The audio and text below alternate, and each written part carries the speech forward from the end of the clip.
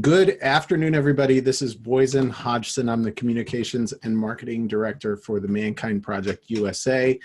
I am already in pre-conversation, deeply moved and touched and honored to be sitting with Martin Rutte today. Martin is the author of this book, Project Heaven on Earth. Martin is also a New Warrior Brother, a Mankind Project guy, and we were just kind of checking in with each other to get started in the conversation. I don't remember how long ago Martin sent me an email and said, would you like to take a look at my little book? And I got the little book and sat on it, as I do with the piles of books, and then cracked this book open. And this book is the shit. This book is huge. This book is, there's so much in here. So let's start, Martin, way back when. How did you get started on Project Heaven on Earth? Hi, Boysen, and hi to all my fellow brothers in MKP. And I was just looking, Houston, February 2009. So thank you for everybody who participated in that. It was a turning point in my life. I was just telling Boysen before we started how much it meant to me and how certain incidences still stand out for me. Yeah. So I'm a management consultant. I have worked with large companies, Marion Merrill Dow, Consumer Pharmaceuticals, Sony Pictures, Apple Computer. I've spoken at Harvard Business School 4 times. I was co-author of the New York Times business bestseller, Chicken Soup for the Soul at Work. And I started my work career in Canada. I'm Canadian, I'm dual citizen, Canadian-American. I met this guy and we talked about setting objectives and doing things beyond what you believe possible, which really intrigued me. He talked about issues like being responsible, commitment, achieving, again, beyond what you believe possible. This was in the mid-'80s, and I just remember thinking, I've never heard anything like this. This is incredible. So I went to Chicago, took his course, and said, that's it, that's for me. I was working for the federal government in Canada, quit, and started doing these workshops called the Success Factor. And he would come up and lead them, and then we would co-lead them, and then I took over. And people would then say, well, can't you come into our company and do work on vision, on beyond what you believe possible? And I didn't know anything. I'd never done any of that stuff. I just kept saying yes, yes, yes, yes, yes. And I ended up speaking at Harvard on vision 4 times, I think.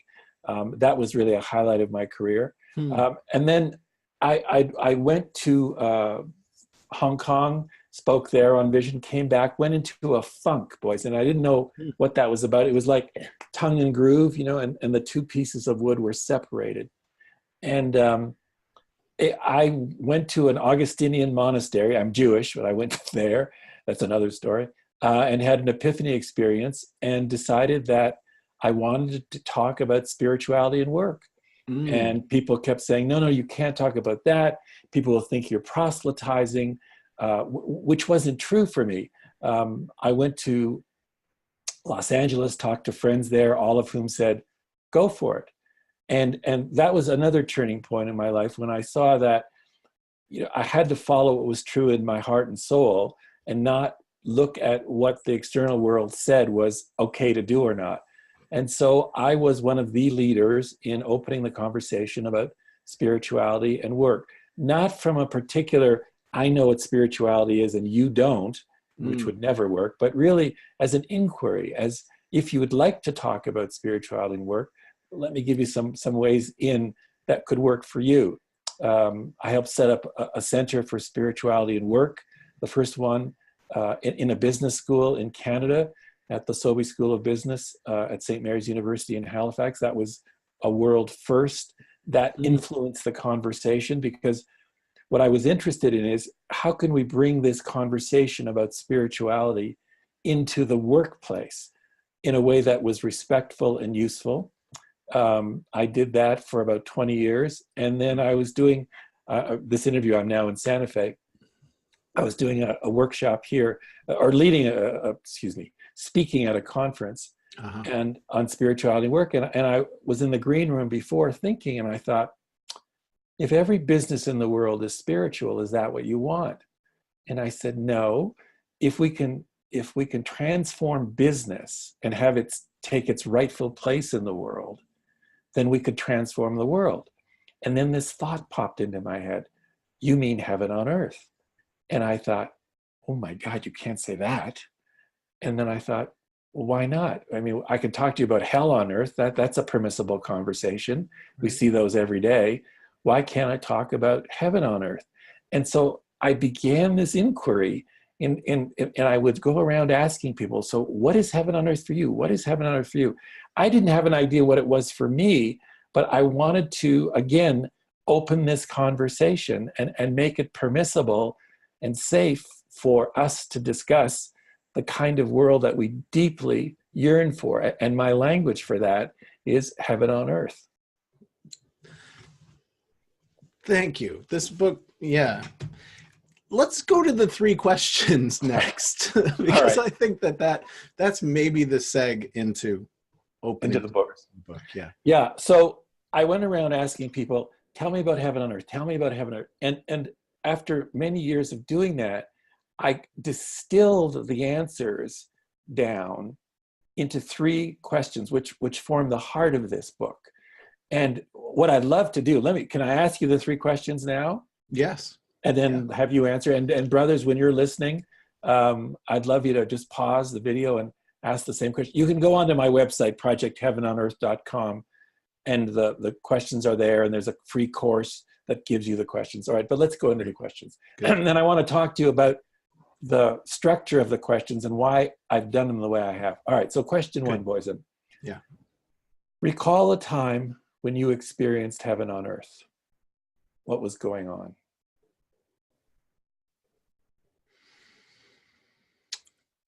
It's so interesting. I can grab lots of them, and so I showed you a photograph of my family.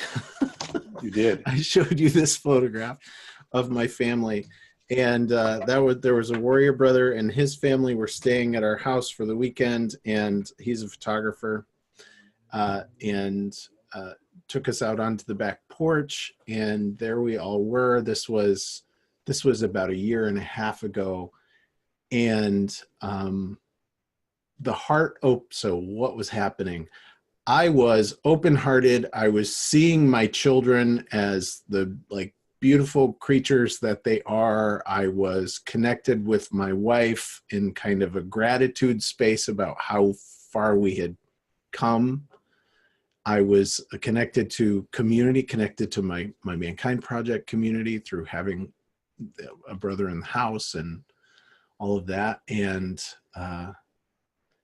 safe, quiet nature at my back, connected to my loved ones, connected to my family, and feeling like I was doing worthwhile work. I was doing the work that I'm here to do. Very, very clear. Let's go to question 2. Imagine you have a magic wand. So let's just say this pen represents a magic wand. And with it, you can have heaven on earth. What's heaven on earth for you?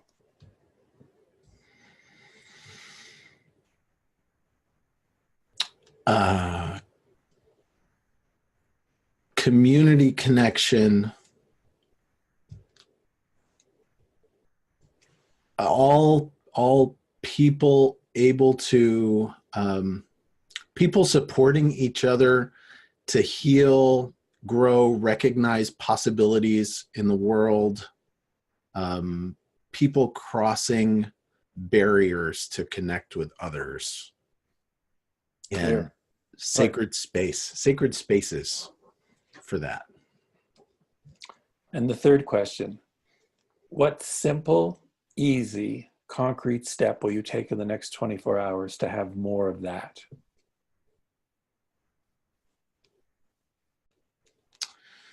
Simple, easy step I will take in the next 24 hours today. Yeah. So one thing that I will do is I will go to my men's group tomorrow night, Springfield Open Men, where we will have new guys who have never participated in this men's work come and sit with us in a safe circle to begin doing their work. That's one thing that I will do. Very clear. And that will be, may I ask, will that also be your contribution to Heaven on Earth? That will be a contribution I make to Heaven on Earth. Yeah, in the next 24 hours. Very good. Now, let's go through the 3 questions. So question 1, Yeah. recall a time when you experienced Heaven on Earth. What was going on? I want to talk about what you did and what you did not do. So let's start with what you didn't do. What you didn't do, and what, Boysen, what no one does is ask, what do you mean by Heaven on Earth?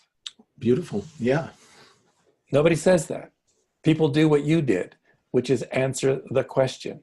But how can you answer that question if you don't have what I call the already knowing about what Heaven on Earth is within you, living within you?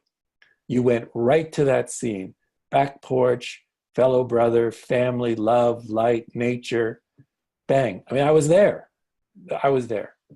The second question, here's the magic wand. With it, you can have Heaven on Earth. What's Heaven on Earth for you? The purpose of the magic wand is to eliminate the necessity of having to know how you're going to do it.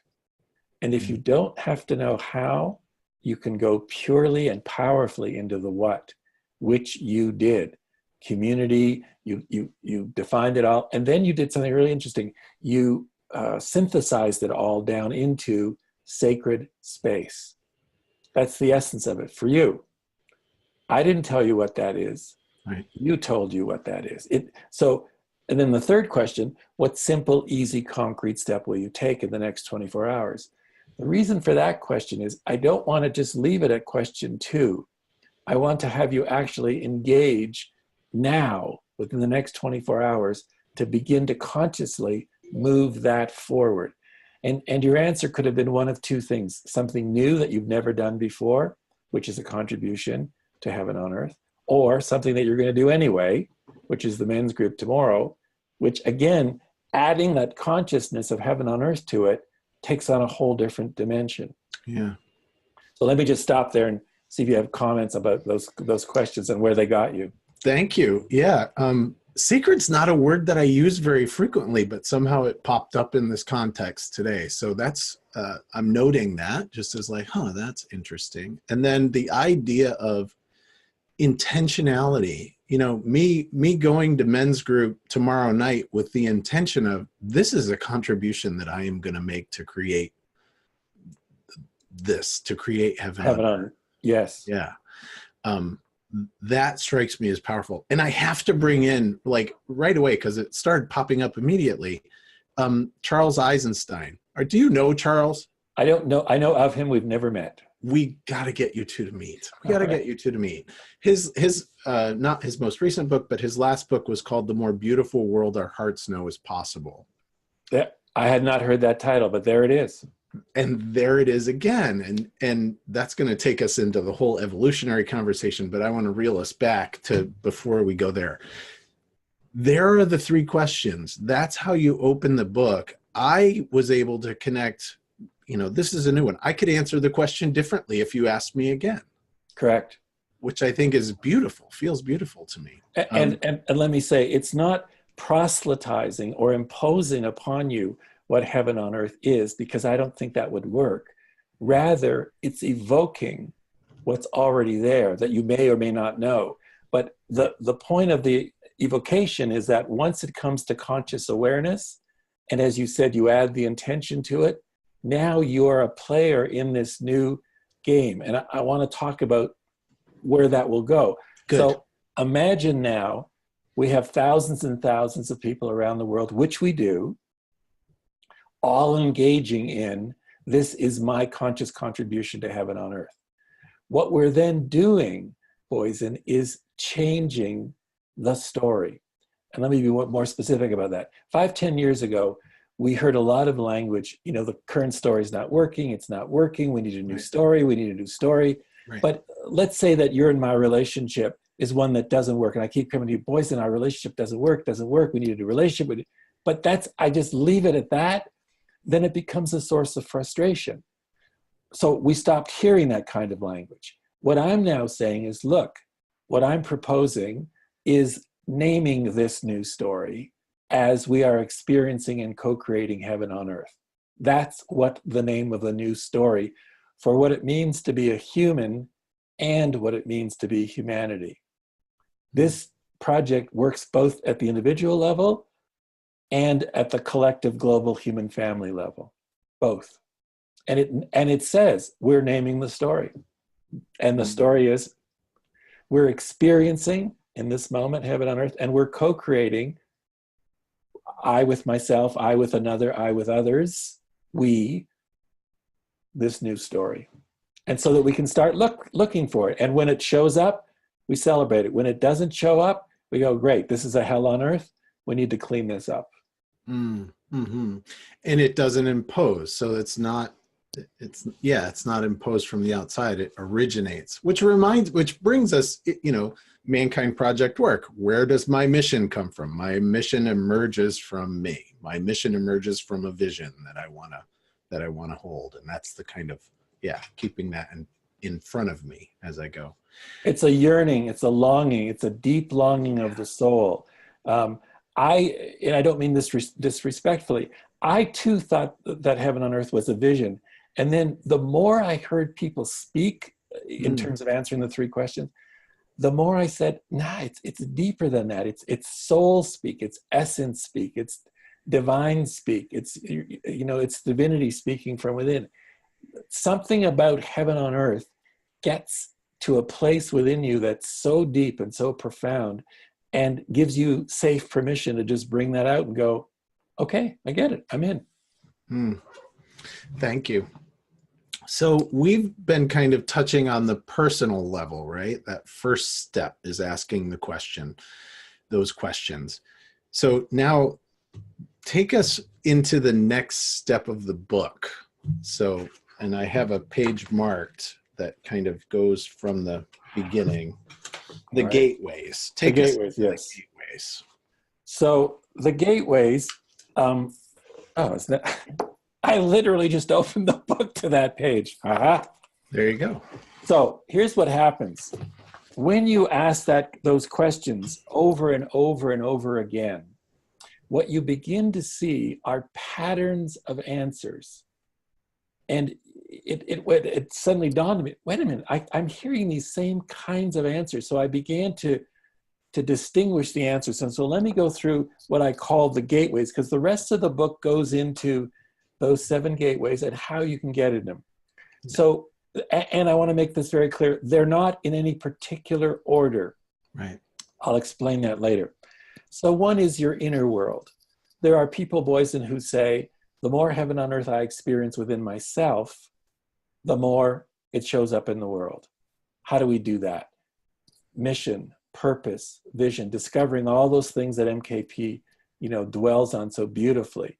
We have to discover that. And when you discover that, you say, okay, this is the heaven on earth in me that I want to express out in the world. Or there's also places within you that need to be cleaned up.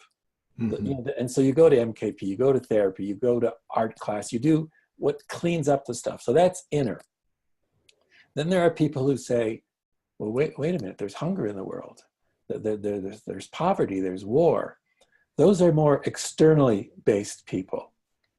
But before we get that, let me just do a little bridge here. So then from inner, we go to relationships, because we're going to go to outer. Relationships with yourself, with another, with others, and with the divine. So there's a whole chapter on how do we move relationships into heaven on earth relationships.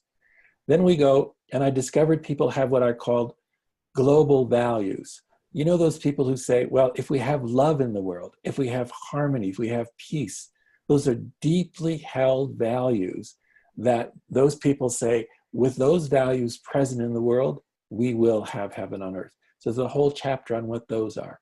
So then that now moves us into the outer. And the outer consists of several things. One is a suffering. Very clear, you hear this over and over. There is a suffering in the world that makes me insane.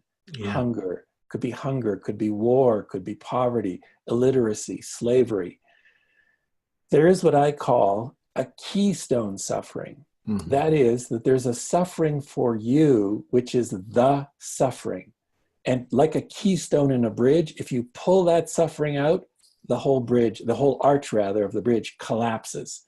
And so it's incumbent on you to find what that suffering is for you, if that's your gateway, and begin, and this is interesting, not simply making it better, but rather ending it.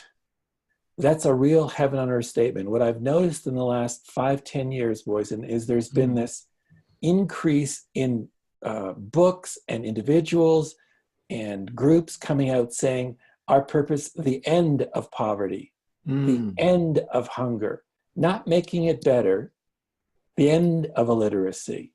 Those are very heaven on earth statements. They don't want that suffering present in the world.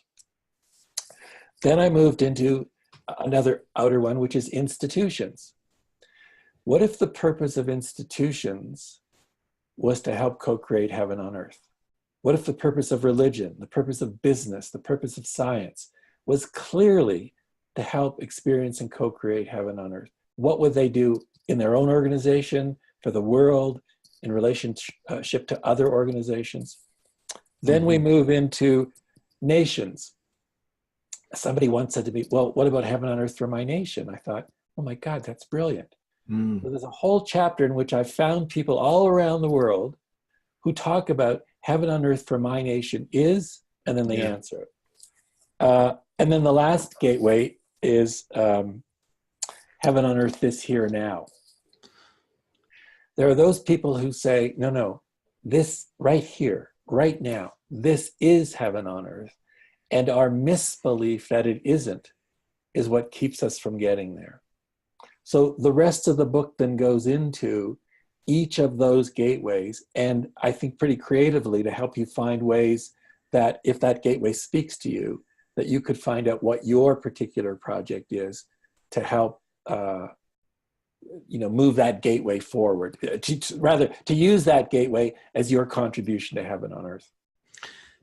Thank you. Well illustrated, beautifully laid out. What I love over and over in the book also is it's open-ended, and it keeps being open-ended. So for each one of the gateways, you provide a lot of salient examples from what you've heard, what you've captured, and there's hundreds and hundreds of quotes and examples in the book, throughout the book, which are really beautiful.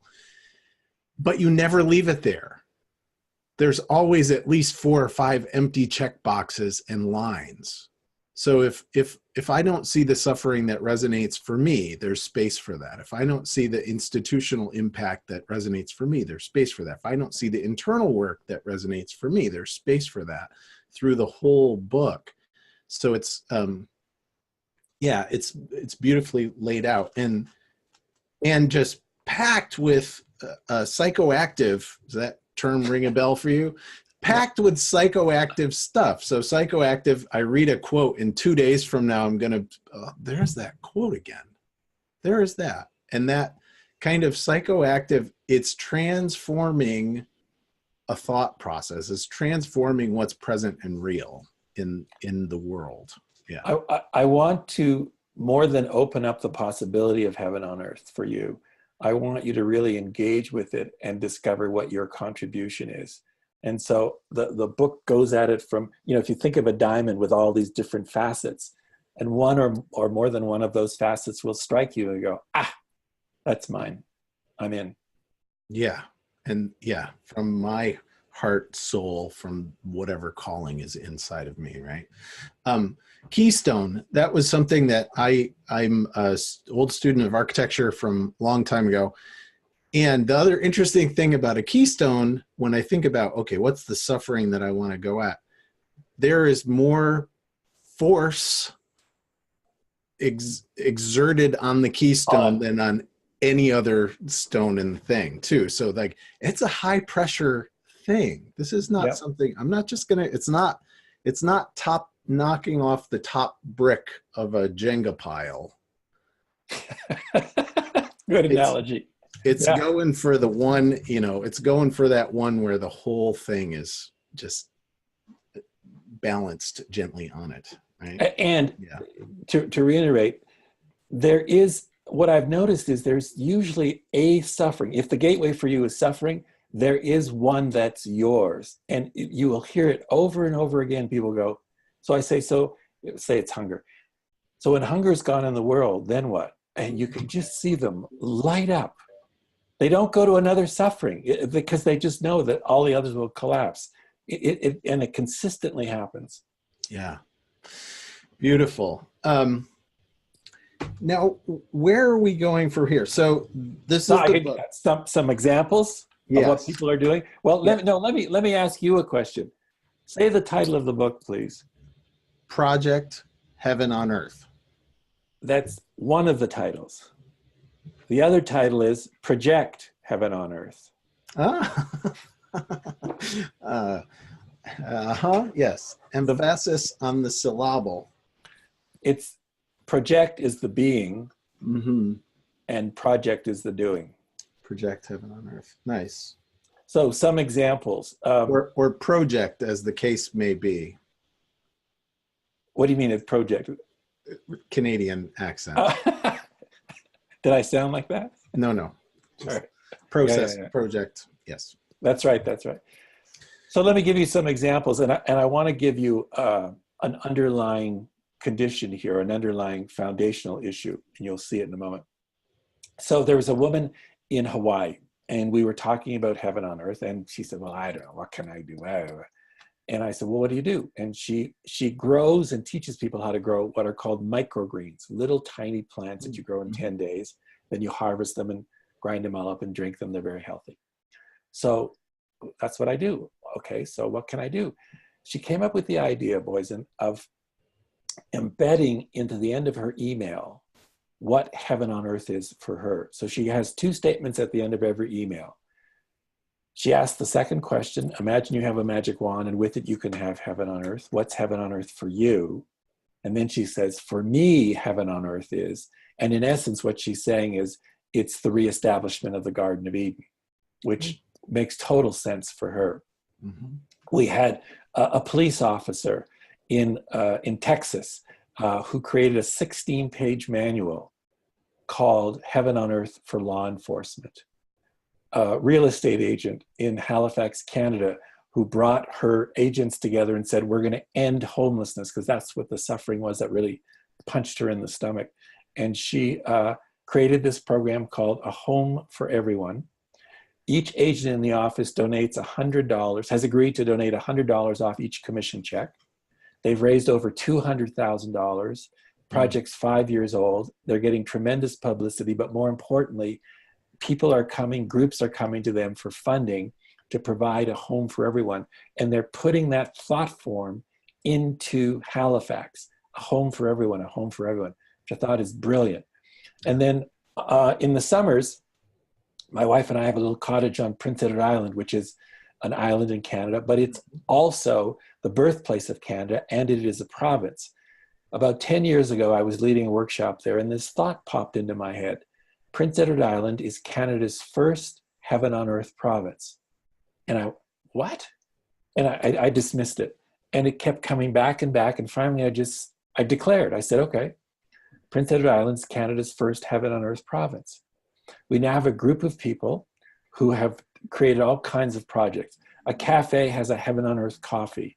A tea lady has created a heaven on earth blend of teas. The Charlottetown Kiwanis Club, which is a service club, has a Heaven on Earth Leadership Award open to any student, public or high school, in the entire province. And this past summer, we launched my book up there, and this woman who's working with me said, we got to do something more, put it on the map. We came up with this idea. There are 4 political parties on the island.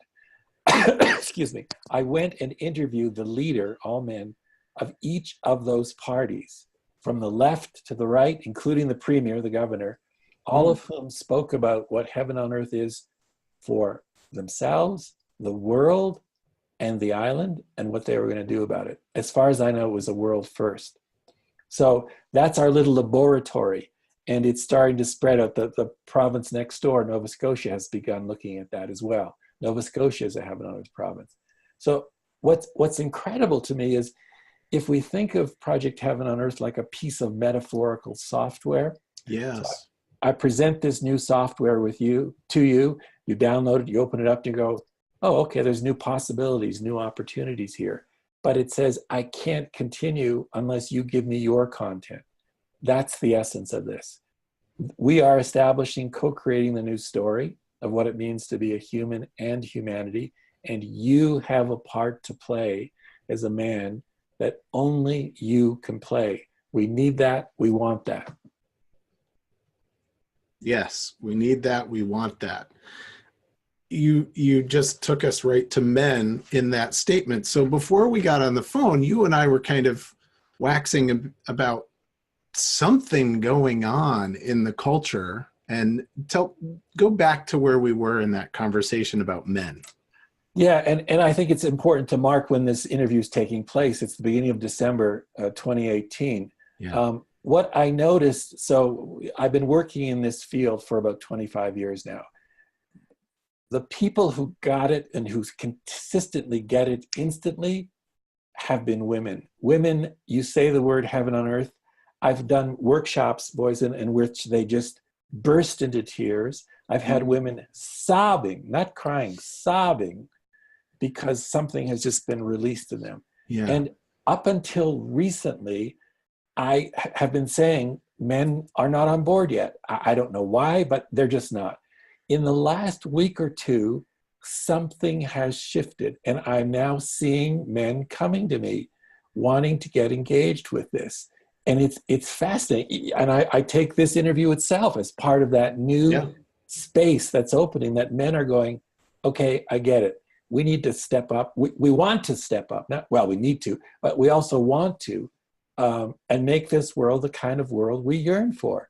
We have a part to play as men that only men can play. And so I'm so excited. Excitement is an overused word, but I really am. Something new has opened. Yeah. Yes. And you and I kind of touched on the idea that, okay, so what's changed? What's happened? And it seems like we're kind of at an evolutionary tipping point in so many ways. And we called out the Me Too movement and Time's Up, and, ecological stuff that's happening out there, and economic stuff that's happening out there, and gender stuff. The whole kind of concept and understanding of gender is shifting. The threat of nuclear war.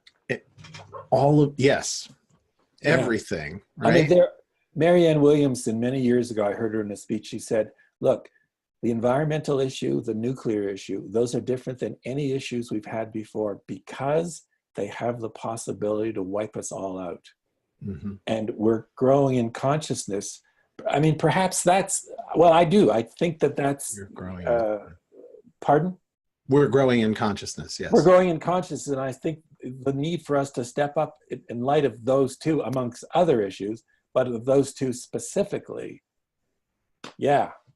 Yeah. If not, what's that old Hebraic say? If not me, who? If not us, who? And if not now, when? Something like that, yeah. Yes. Beautiful. And have you done any integral studies? Does integral theory ring a bell for you at all? I know of it. I don't know enough to speak about it. So another beautiful thing is that it's the convergence. That's what I'm going to name this right now, is like all of these things are converging. So, shadow work. We've been talking about shadow work in the Mankind Project for the last 35 years, right? Yeah. The concept of shadow work, and, in our political environment right now, and in the kind of world environment right now, suddenly I'm reading about shadow work in Newsweek and Time.